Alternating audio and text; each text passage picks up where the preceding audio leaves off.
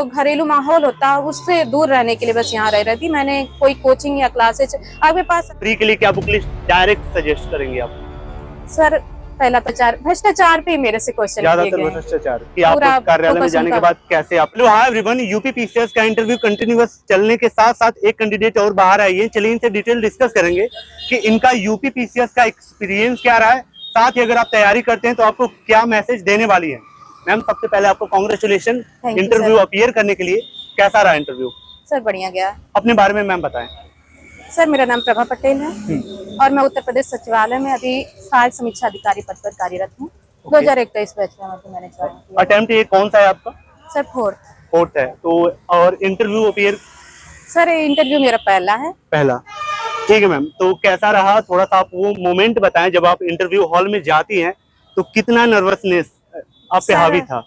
मैं नर्वस नहीं थी। अच्छा। मैं पूरी तरीके से मैंने प्रिपेयर होके गई थी क्योंकि मैंने मॉक दे के एक्सपीरियंस ले लिया था। कितना मॉक दिया आपने? मैंने 4 या 5 4-5 दिया था। लग रहा है कि वो इतना बेनिफिशियल रहा है आपके लिए? सर एक्चुअली मुझे थोड़ा फियर था इंटरव्यू का, तो उसके अकॉर्डिंग मुझे लग रहा था कहीं मैं वहाँ पे ज्यादा नर्वस ना हूँ, तो ये फियर निकल गया मॉक देने से।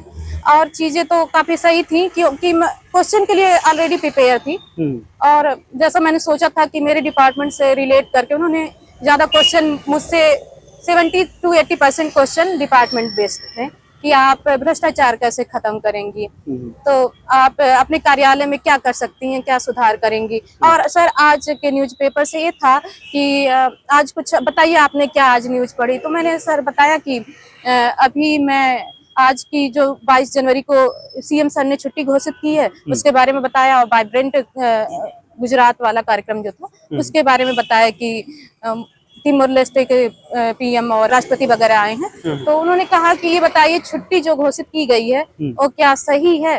तो मैंने कहा धार्मिक आधार पे अगर छुट्टियां घोषित कर दी जाएं धार्मिक कार्यक्रमों के आधार पे तो सही है। फिर उस टाइम में थोड़ा कंफ्यूज हुई थी कि क्या आंसर दूं। फिर उन्होंने कहा ऐसे तो मुस्लिमों के लिए भी मस्जिद बनेगा, तो मैंने कहा सर तब नहीं होनी चाहिए।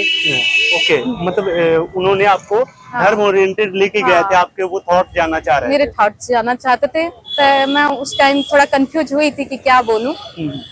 फिर मैंने बोला कि सर होना नहीं चाहिए। ओके, आप अपने थोड़े से वर्क एक्सपीरियंस के आधार पर बताएं कि वर्क में आपसे क्या पूछा गया, जो आपका प्रोफेशन रहा है, एआरओ पोस्ट पे ऑलरेडी आप हैं, तो उससे क्या क्वेश्चन पूछा गया, डिपार्टमेंटल क्वेश्चन? सर ज्यादातर यही पूछा गया कि फाइलें क्यों हो जाती हैं, इतना डिले क्यों हो जाता है, कार्यालय में जाती तो आप क्या करेंगे उसके लिए, और आप ये बताइए कि वहाँ पे अगर आपके अनुभाग अधिकारी किसी कार्य को करने से मना कर जाते हैं, शिकायतें आती हैं तो कैसे शिकायतें आती हैं, तो मैंने बताया ऐसे ऐसे शिकायतें आती हैं कि अभी जो कोविड के टाइम जो डेथ हुई थी तो उनको क्षतिपूर्ति राशि देने के लिए और सर पंचायत भवन और इन सब से संबंधित, तो उन्होंने कहा कि शिकायतों का निवारण करने के लिए मान लीजिए अनुभाग अधिकारी मना कर देते हैं, 10 में से 4-5 फाइलें दबाने की बात करते हैं, तो आप क्या करेंगे। तो मैंने कहा सर मैं सहायक समीक्षा अधिकारी हूँ, तो मेरे क्षेत्राधिकार में जितना मेरे पास इतना अधिकार नहीं है, लेकिन मैं उसको दैनिकी में दर्ज कर दूंगी।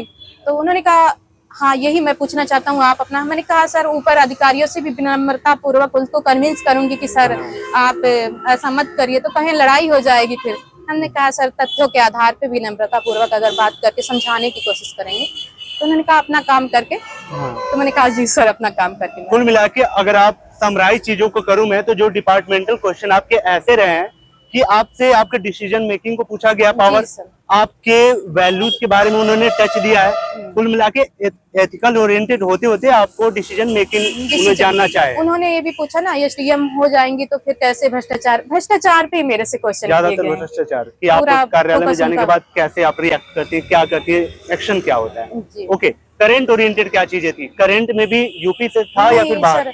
कुछ उन्होंने मुझसे पूछा है, करंट नहीं, कुछ भी नहीं। कोर सब्जेक्ट कुछ मेरा फिजिक्स केमिस्ट्री में से वो है ग्रेजुएशन, तो उन्होंने उससे संबंधित क्वेश्चन किए थे। मीडियम कौन सा मैम आपका? मेरा हिंदी है। अच्छा, तो उससे क्या पूछा था? उन्होंने न्यूटन का सेकंड लॉ पूछा था और कुछ quantum physics and sir classical physics से क्वेश्चन किया था। तो कुछ क्वेश्चन के मुझे आंसर नहीं आ रहे थे, 2-3 क्वेश्चन उन्होंने फिजिक्स से पूछा था, अभी याद नहीं कर पा रही हूँ, तो मैंने सॉरी बोल दिया था। ओके, इंटरव्यू हॉल में वर्क एक्सपीरियंस वाले को ज्यादा बेनिफिट मिल रहा है या फिर एक फ्रेशर कैंडिडेट को, क्या लग रहा है आपको? सर ज्यादा मुझे पता नहीं इसके का आपको लग रहा है कि आपके वर्क एक्सपीरियंस के आधार पर पूछा गया, तो ये आपके लिए दिक्कत वाली बात है, आपको ऐसा लग रहा है? नहीं सर, अब आपको थोड़ा कुछ ना कुछ अनुभव है कि क्वेश्चन कहाँ से आएंगे, तो हाँ। ये बेनिफिट माना जा सकता है। माना जा सकता है। हाँ ओके, आपके अब थोड़ा सा बुक लिस्ट के ऊपर आते हैं। प्री के लिए क्या बुक लिस्ट डायरेक्ट सजेस्ट करेंगे आप? सर, पहला तो घटना चक्र की जितनी भी सीरीज है उसको फॉलो करिए। और सर कुछ बुक्स मैं सजेस्ट करूंगी, जैसे महेश वर्णवाल की ज्योग्राफी और लक्ष्मीकांता की पॉलिटी एंड लूसेंट। और सर मैं हिस्ट्री के लिए एस के पांडे सजेस्ट कर सकती हूँ, मैंने पढ़ा है। ओके, एक अच्छा आंसर लिखने के लिए जो आपके कीवर्ड्स होते हैं, डायग्राम होते हैं, फ्लो चार्ट होते हैं, आपका मेन बॉडी फ्रेम होता है, कंक्लूजन, इंट्रो कंक्लूजन पहले तो कैसा होना चाहिए?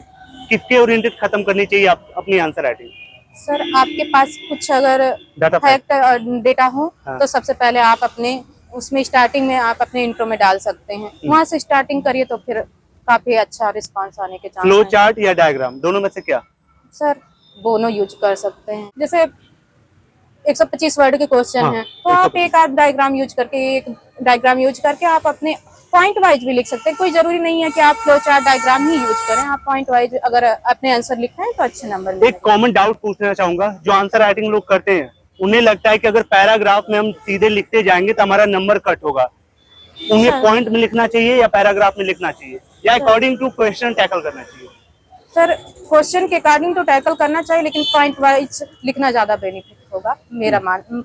जहाँ तक मुझे लोगों ने, मेरे सीनियर्स ने भी सजेस्ट यही किया था कि आप पॉइंट वाइज लिखा करिए। ओके, तो ओके। मैं यही कहूँगी। पेपर 5th और 6th के लिए क्या किया आपने? सर जितनी बुक्स मार्केट में मिली थी मैंने कोशिश की थी कवर करने की। बेनिफिशियल रहा? जी सर। क्वेश्चन सारे अटेम्प्ट आपने किए? हाँ मैंने क्वेश्चन अटेम्प्ट किया। एक और क्वेश्चन आ रहे थे ज्यादातर कि एक बार भैया आप कैंडिडेट से पूछा करिए कि लगभग मेंस में उनका कितना नंबर आने वाला है, कुछ चांस रिजल्ट तो ऐसे? सर अभी तो आइडिया कहा कुछ लगाया नहीं है, हम्म, अब देखिए। ठीक है। मेंस का जब रिजल्ट आता है और इंटरव्यू का जो बीच का टाइम रहा है, इसका यूटिलाइजेशन कैसे किया आपने? फ्री थी या पढ़ रही थी या मॉक इंटरव्यू दे रही थी, क्या कर रही थी? जॉब की वजह से टाइम बहुत ज्यादा नहीं मिल पा रहा था, क्योंकि अभी रिसेंटली ज्वाइन किया है जी। तो कुछ ट्रेनिंग भी उसमें, और अभी कार्य को सीखने का, फिर वहाँ पे जो टाइम मिलता था मैं अपने पढ़ने में यूज करती थी, क्योंकि अभी ये था कि जो भी रिजल्ट आएगा उसके लिए प्रिपेयर रहना है। हाँ। और आगे पर घर से रह के तैयारी कर रही थी या बाहर आए प्रयागराज? सर मैं प्रयागराज में थी। अच्छा, रह के जो गांव से रह के देख रहा है उसके लिए क्या मैसेज है? मैं कोई भी ग्रामीण पृष्ठभूमि में हो या आप कहीं बाहर रह के आप पढ़ाई कर रहे हैं तो उसमें परेशान होने की बात नहीं है, क्योंकि मैंने सेल्फ स्टडी ही की है। मैं यहाँ पे सिर्फ घर के एक जो घरेलू माहौल होता है उससे दूर रहने के लिए बस यहाँ रह रही थी। मैंने कोई कोचिंग या क्लासेज, आपके पास अगर बुक्स हर जगह अवेलेबल है तो आप अभी तो सोशल मीडिया पे सारी चीजें आपको जानकारी मिल जाती है कि कैसे पढ़ना है।